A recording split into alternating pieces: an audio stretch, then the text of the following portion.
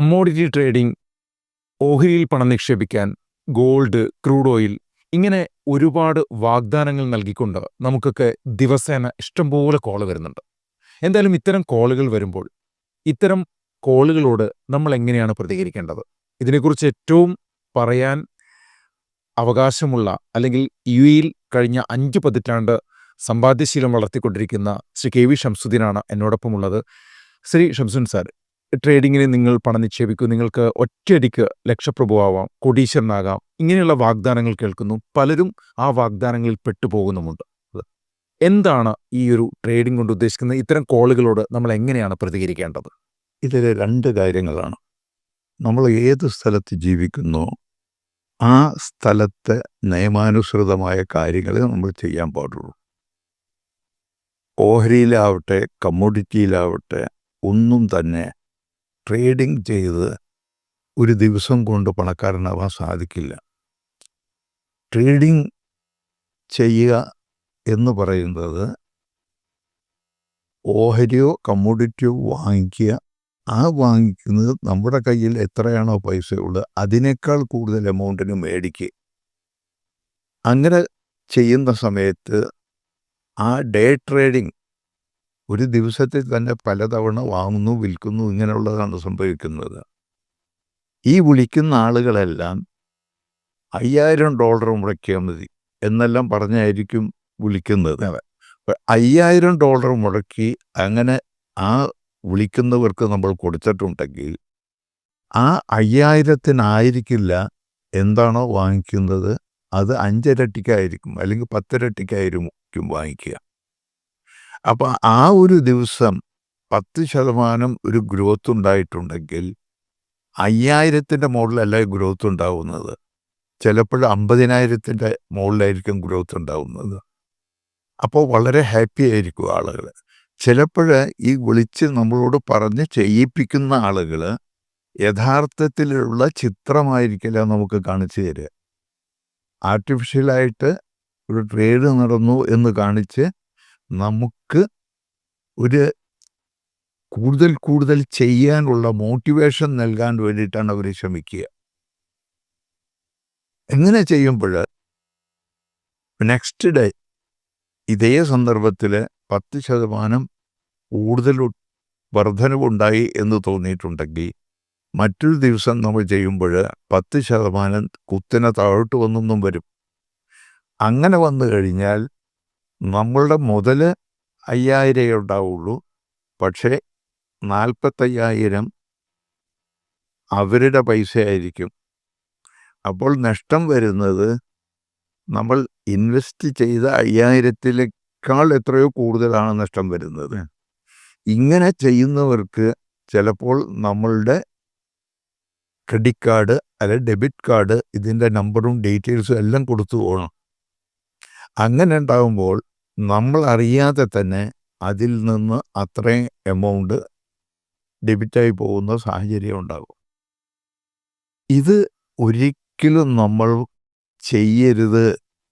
ഈ കാര്യം എത്രയോ വർഷങ്ങളായി ഒരു മാസത്തിൽ 1-2 തവണയെങ്കിലും റേഡിയോയിലുണ്ടായിരുന്ന കാലത്ത് റേഡിയോയിൽ, ഇപ്പോൾ ടി വിയിൽ നിലനിൽക്കുന്നുണ്ട് ടി വി പ്രോഗ്രാം, അതിലും ഒരു മാസത്തിൽ 1-2 തവണ പറയുന്നുണ്ട്.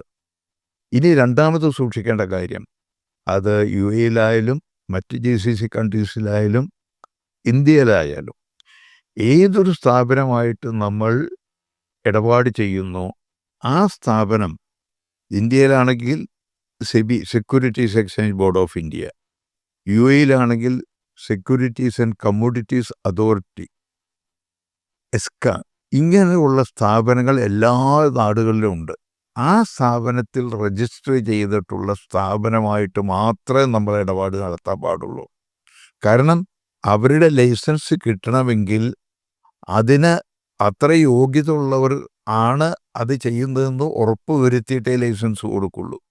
മാത്രമല്ല, കസ്റ്റമേഴ്സിൻ്റെ പൈസ ഏതെങ്കിലും സാഹചര്യത്തിൽ നഷ്ടപ്പെടുന്ന സാഹചര്യം ഉണ്ടായിട്ടുണ്ടെങ്കിൽ ഈ സ്ഥാപനത്തിൻ്റെ തെറ്റായിട്ടുള്ള പ്രവൃത്തി കൊണ്ട് ഒരു കസ്റ്റമറിന് പണം നഷ്ടപ്പെട്ടിട്ടുണ്ടെങ്കിൽ ഈ ലൈസൻസ് തുടങ്ങുന്ന സമയത്ത് ഗ്യാരണ്ടി കൊടുക്കുന്നുണ്ട്. ക്യാപിറ്റലുണ്ട്, ഗ്യാരണ്ടി വേണ്ടതുണ്ട്. അതിൽ നിന്നെടുത്ത് ആ നഷ്ടം പരിഹരിക്കാൻ അവകാശവും അധികാരമുള്ള സ്ഥാപനമാണ് സെക്യൂരിറ്റീസ് എക്സ്ചേഞ്ച് ബോർഡ് ഓഫ് ഇന്ത്യയും അതുപോലെ തന്നെ UAE എസ്കയും. ഇപ്പം അടുത്ത കാലത്ത് എസ്ക പലതവണ പത്രദ്വാര മീഡിയയിൽ കൂടെ ആരും ഇത്തരം ചതിക്കുഴിയിൽ പെടരുത്, നിങ്ങൾ ആദ്യം നോക്കേണ്ടത് നിങ്ങൾ ഏതു സ്ഥാപനവുമായി ബന്ധപ്പെടുന്നോ ആ സ്ഥാപനം എസ്കയിൽ രജിസ്റ്റർ ചെയ്തിട്ടുള്ളതാണോ എന്ന് പരിശോധിച്ചതിന് ശേഷമേ ചെയ്യാൻ പാടുള്ളൂ. അപ്പോൾ ഒരു ട്രേഡിംഗ് ചെയ്യുന്ന ആളുകൾ ആദ്യം ശ്രദ്ധിക്കേണ്ടത് ഇത്തരം കാര്യങ്ങളാണ്. അപ്പോൾ സാധാരണ നമ്മുടെ മലയാളത്തിൽ ഒരു ചൊല്ലുണ്ട്, ഒരു പറച്ചൽ എന്ന് പറയാം. അതായത് സ്റ്റോക്ക് മാർക്കറ്റിൽ കളിച്ചു അവസാനം കുത്തുവാളെടുത്തു എന്ന് പറയും. ഇത് നാട്ടിലും നടക്കുന്നുണ്ട്. നാട്ടിൽ ശരിക്കുള്ള ബ്രോക്കർമാരുടെ ഓഫീസിൽ പോയി കഴിഞ്ഞാൽ ഒരു ടെർമിനലിൻ്റെ മുമ്പിൽ വട്ടട്ടിരിക്കുന്നുണ്ടായിരിക്കും ആളുകൾ. ഈ ഇരിക്കുന്ന ആളുകൾ ഡേ ട്രേഡ് ചെയ്യുന്നവരാണ്, മാർജിൻ വെച്ചുകൊണ്ട് ട്രേഡ് ചെയ്യുന്നവരാണ്, അവരുടെ കയ്യിലുള്ളതിനേക്കാൾ കൂടുതൽ പണം ഇറക്കിക്കൊണ്ട് ചെയ്യുന്നവരാണ്. ഇങ്ങനെയുള്ള ആളുകൾക്കാണ് ഈ പൈസ നഷ്ടപ്പെട്ടു പോകുന്നത്. യഥാർത്ഥത്തിൽ സ്റ്റോക്ക് മാർക്കറ്റ് എന്ന് പറയുന്നത്, കമ്മോഡിറ്റീസ് മാർക്കറ്റ് എന്ന് പറയുന്നത് കളിക്കാനുള്ള സ്ഥലമല്ല, ഇൻവെസ്റ്റ് ചെയ്യാനുള്ള സ്ഥലമാണ്. നമ്മുടെ കയ്യിലുള്ളതേ ഇൻവെസ്റ്റ് ചെയ്യാൻ കടമെടുത്ത് ഇൻവെസ്റ്റ് ചെയ്യാൻ പാടില്ല. ആ ഇൻവെസ്റ്റ് ചെയ്ത് ദീർഘകാലം വെച്ചിരിക്കാനുള്ള മനസ്സുള്ളവരെ ഇതിനെ ഇറങ്ങാൻ പാടുള്ളൂ. സുദീർഘകാലം ഇൻവെസ്റ്റ് ചെയ്യുന്നവർക്ക് ഇതിൽ നിന്ന് പ്രതിഫലം കിട്ടാൻ പോകുന്നുള്ളൂ. അപ്പോൾ ഒരു കമ്പനി സെലക്ട് ചെയ്യുമ്പോൾ അതിനെ ആധാരികമായി പഠിച്ച് മനസ്സിലാക്കി ആ കമ്പനിയുടെ പാസ്റ്റ് റെക്കോർഡ് എന്താണെന്ന് മനസ്സിലാക്കി ഊഹാപോഹങ്ങൾ വകവെക്കാതെ കാര്യങ്ങൾ മാത്രം മനസ്സിലാക്കിയിട്ട് ഇൻവെസ്റ്റ് ചെയ്യാൻ ഒരു കമ്പനിയെ സെലക്ട് ചെയ്യാൻ പാടുള്ളൂ. ഇവിടെ നടക്കുന്നത് ഇതല്ല.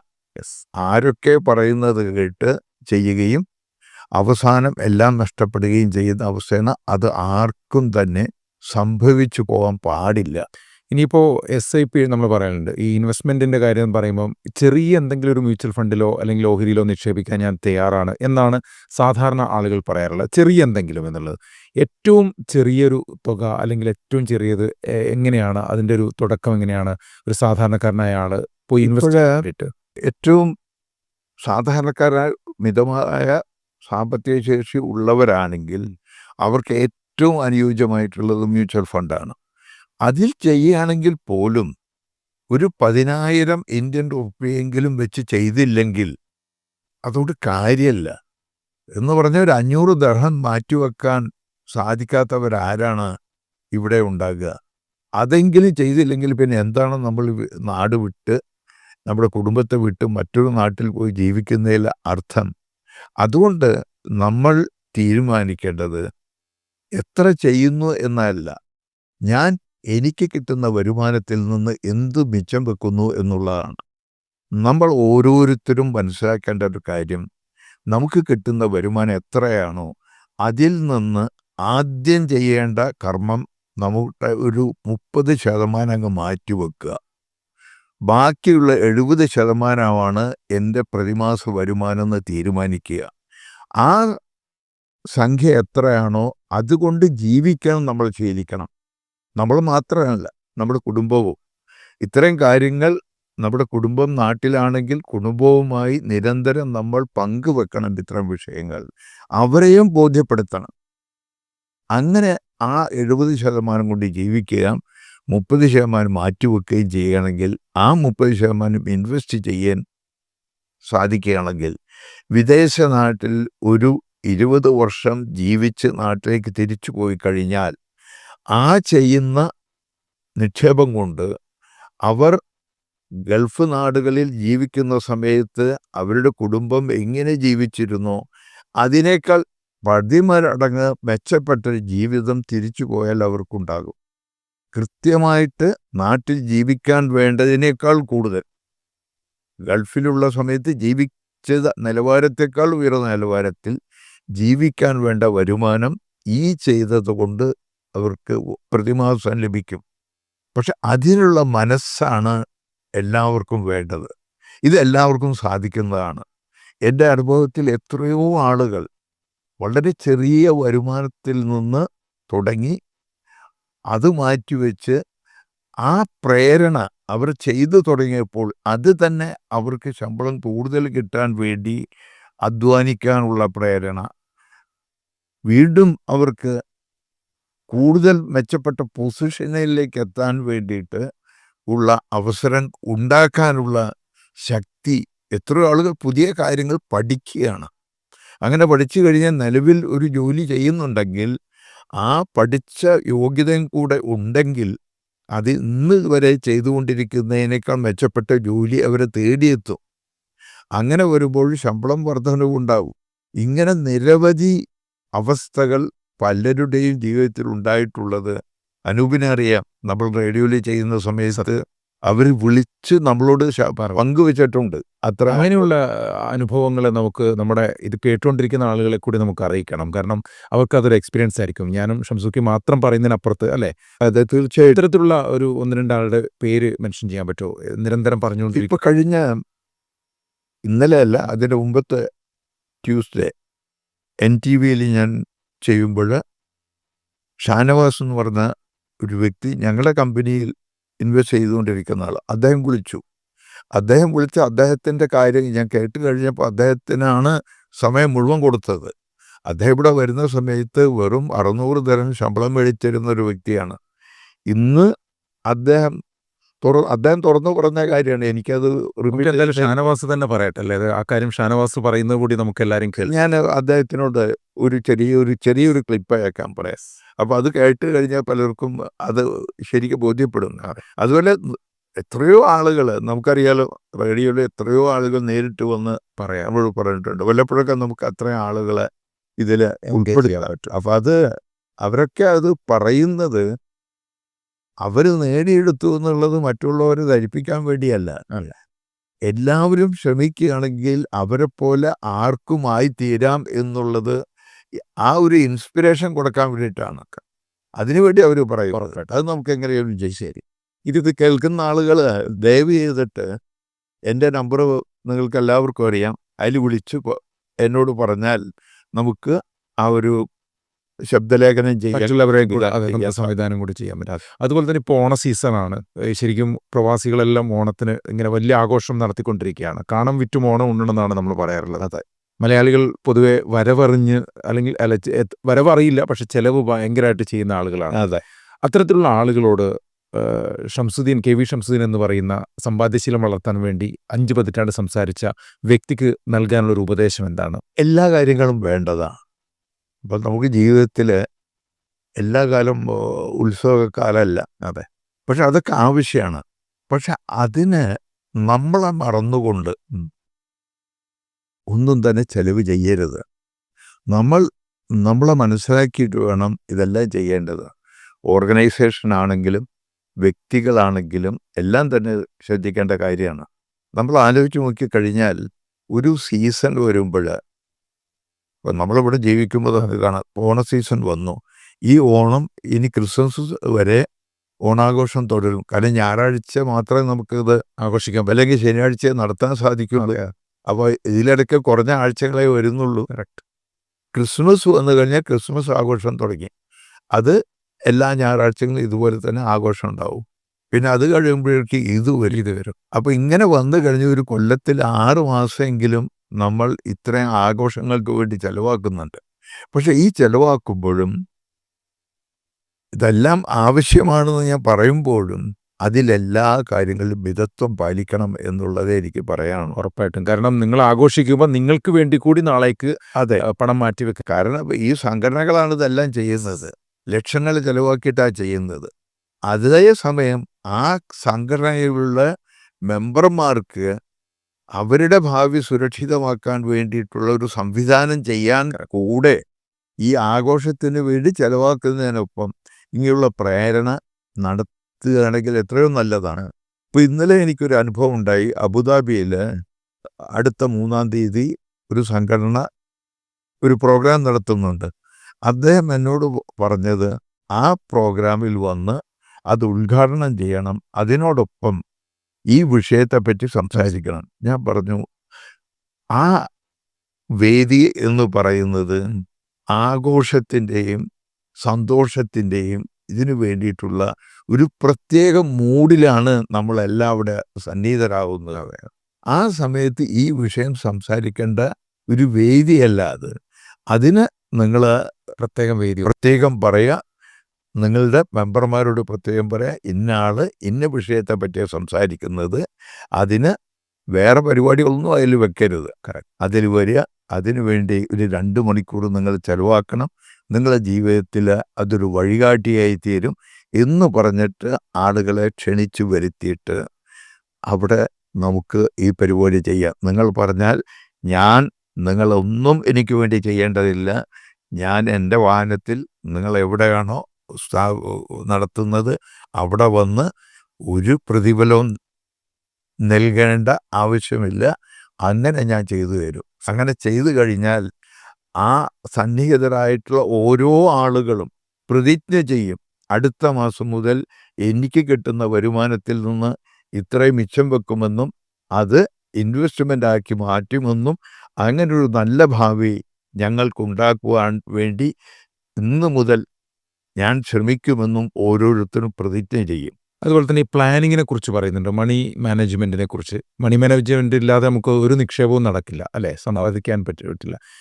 മണി മാനേജ്മെൻറ്റിനെ ആഗ്രഹിക്കുന്ന ഒരാളോട് പറയാനുള്ള കാര്യം എന്താണ് അതിൽ ഫസ്റ്റ് ചെയ്യേണ്ടത് നമ്മൾ പറഞ്ഞു കഴിഞ്ഞു, നമുക്ക് വേണ്ടി നമ്മൾ ചെയ്യുന്ന ചെലവാണ് സമ്പാദ്യം.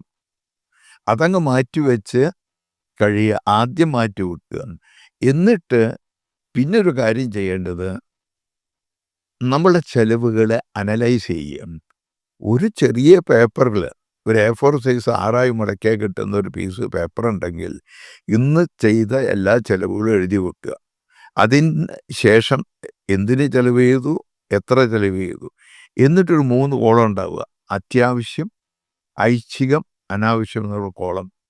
ഈ കോളത്തിൽ ഇന്ന് ചെയ്തൊരു ചെലവ് എനിക്ക് തോന്നുകയാണ് ഇത് അത്യാവശ്യമാണെങ്കിൽ അത്യാവശ്യത്തിൻ്റെ കോളത്തിലേക്ക് എടുത്തെഴുതുക. എനിക്ക് തോന്നുകയാണ് ഇന്ന് ഞാൻ ചെയ്യേണ്ടിയിരുന്നില്ല, ഇത് പിന്നെ ചെയ്യേണ്ട ഒരു ആവശ്യമുള്ളൂ, അല്ലെങ്കിൽ ഇത്ര ചെയ്യേണ്ടിയിരുന്നില്ല എന്നതുകൊണ്ടെങ്കിൽ ഐച്ഛികമായിട്ട് എഴുതുക. പിന്നൊരു ചെലവ്, ഒരു സിഗരറ്റ് വലിക്കുന്ന ആളാണ്, സിഗരറ്റ് വലിച്ചു, അല്ലെങ്കിൽ മറ്റെന്തെങ്കിലും ദുശീലമുള്ള ആളാണ്, അതിനുവേണ്ടി ചെലവാക്കിയെങ്കിൽ അത് അനാവശ്യം എന്നുള്ള കോളത്തിൽ എഴുതുക. അങ്ങനെ ഒരു ദിവസം ടോട്ടൽ എത്ര ചെയ്തു എന്നുള്ളത് നോക്കിക്കഴിഞ്ഞാൽ നമ്മൾ ടോട്ടൽ ചെലവാക്കിയതിൽ ഈ 3 ഘടകത്തിൽപ്പെട്ടതും ചിലപ്പോൾ ചെലവ് ചെയ്തിട്ടുണ്ടാവും. അപ്പോൾ ഐച്ഛികമായതും അനാവശ്യമായതും നമ്മൾ ചെയ്യാൻ പാടില്ലാത്തതാണ്. അത് നമ്മൾ ദിവസം കണ്ടുകൊണ്ടിരിക്കുകയാണ്, ഞാൻ ഇത്ര ചെയ്തു, ഇന്ന കാര്യങ്ങൾക്ക് ഇത്ര ചെയ്തു. ഇങ്ങനെ നമ്മൾ ചെയ്തു തുടങ്ങിക്കഴിഞ്ഞാൽ, ശീലിച്ചു കഴിഞ്ഞാൽ എന്താ സംഭവിക്കുന്നത് പറഞ്ഞാൽ, ഒരു മാസം കഴിഞ്ഞാൽ നമ്മൾ ഇതേ പേപ്പറിൻ്റെ മുകളിൽ എഴുതി വെക്കുക, ഞാൻ പ്രതിമാസം ഇത്രയും ദർഹം സമ്പാദിക്കുമെന്നും കൂടെ എഴുതി വെക്കുക. ആ കടലാസിലായിരിക്കണം പിന്നെ എഴുതിക്കൊണ്ടിരിക്കേണ്ടത്. അങ്ങനെ വരുമ്പോൾ നമ്മൾ അനാവശ്യമായത് ചെയ്യുമ്പോൾ, അതുപോലെ ഐച്ഛികമായിട്ട് കാര്യങ്ങൾ ചെയ്യുമ്പോൾ നമ്മളെ മനസ്സ് പറയും, നമ്മുടെ സബ് കോൺഷ്യസ് മൈൻഡ് നമ്മളോട് പറയും, മനുഷ്യ നീ അത് ചെയ്യരുത്, നീ പ്രതിമാസം ഇത്ര സമ്പാദിക്കേണ്ടവനാണ്, അത് ചെയ്യരുത് നമ്മളോട് പറയും. നമ്മുടെ ഏറ്റവും വലിയ ഗുരു നമ്മുടെ മനസ്സ് തന്നെയാണ്. ദൈവം നമ്മളെ തോന്നിപ്പിക്കുന്നു, ആ തോന്നിപ്പിക്കലുണ്ടല്ലോ അതാണ് നമ്മുടെ വഴികാട്ടി. അപ്പോൾ നമ്മളുടെ വഴികാട്ടി നമ്മളുടെ മനസ്സ് തന്നെയാണ്. അത് അനുസരിക്കാൻ നമ്മൾ ശീലിക്കുക. അപ്പോൾ അങ്ങനെ ശീലിച്ചു കഴിഞ്ഞാൽ ഒരു മാസം കൊണ്ട്, ഞാനിതുവരെ കണ്ടിട്ടുള്ളതാണ്, ഒരു മാസം കൊണ്ട് ഇങ്ങനെ ശീലിച്ച എല്ലാവരും തന്നെ എൻ്റെ ഓഫീസിൽ വന്ന് ഇൻവെസ്റ്റ് ചെയ്യാൻ ആരംഭിച്ചിട്ടുണ്ട്. അപ്പോൾ എല്ലാവർക്കും ഇത് സാധിക്കും, ഇത് ശീലിച്ചു കഴിഞ്ഞാൽ. അപ്പോൾ ഇത് ശീലിച്ചിട്ടുണ്ടെങ്കിൽ ജീവിതത്തിൽ പരാജയപ്പെടില്ല.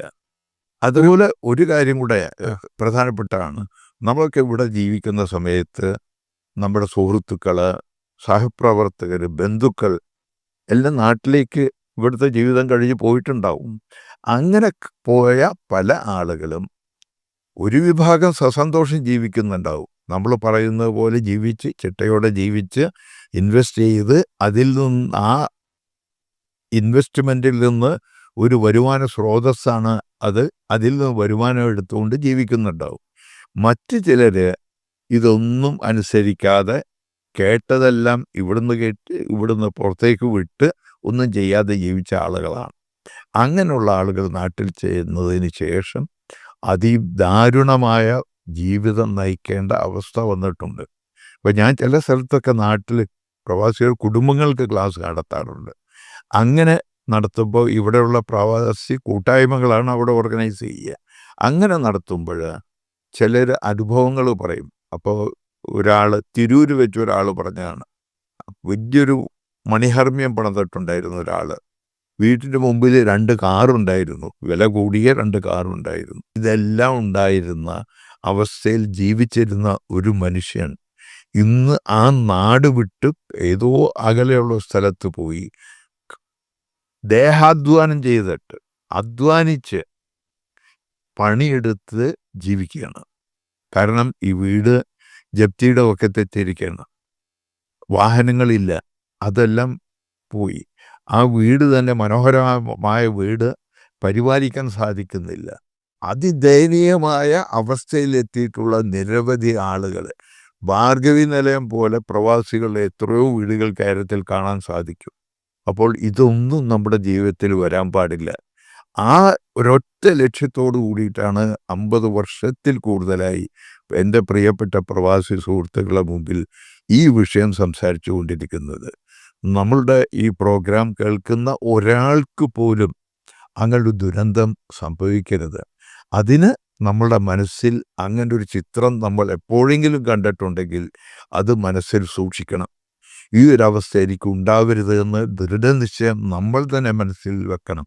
അങ്ങനെ ഉണ്ടെങ്കിൽ എല്ലാവർക്കും സസന്തോഷത്തോടു കൂടിയുള്ള ജീവിതം നയിക്കുവാൻ സാധിക്കും. ഒരു കാര്യം കൂടി ചോദിച്ച് അവസാനിപ്പിക്കാം. ഇപ്പോൾ ഇത്രയും വർഷമായി, ഇപ്പോൾ 5 പതിറ്റാണ്ടായി ഒരു ലാഭം എനിക്കറിയാം, ഒരു പണം പോലും വാങ്ങിക്കാതെയാണ് പല സ്ഥലങ്ങളിലും ക്ലാസ് എടുക്കുന്നത്, മണിക്കൂറുകളോളം ക്ലാസ് എടുക്കുന്നുണ്ട്.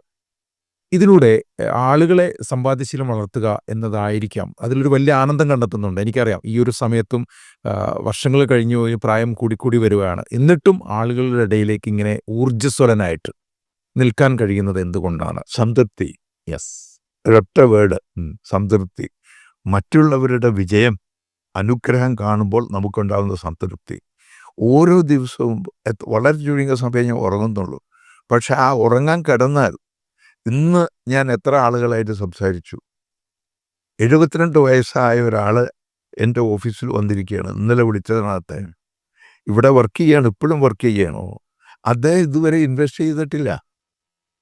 അദ്ദേഹം ഇൻവെസ്റ്റ് ചെയ്യാതിരിക്കുന്നത്, അദ്ദേഹം ഇൻഷുറൻസ് ഫീൽഡിലാണ് വർക്ക് ചെയ്യുന്നു. ഇൻവെസ്റ്റ്മെൻറ്റിൻ്റെ ആവശ്യകത മനസ്സിലാവുന്ന ഒരാളാണ്. പക്ഷെ എൻ്റെ അടുത്ത് ഇന്ന് വന്ന് ഇൻവെസ്റ്റ് ചെയ്യാൻ തീരുമാനിച്ചു.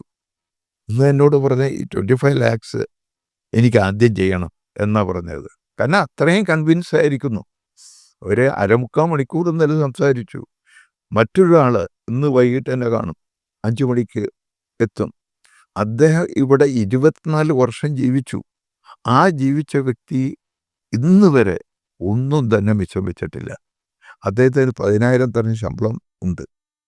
അദ്ദേഹം സംസാരിച്ചു വന്നപ്പോൾ അദ്ദേഹത്തിൻ്റെ വിഷമം സഹിക്കാൻ പറ്റാത്തൊരവസ്ഥയിൽ എമോഷണലായി പോയി.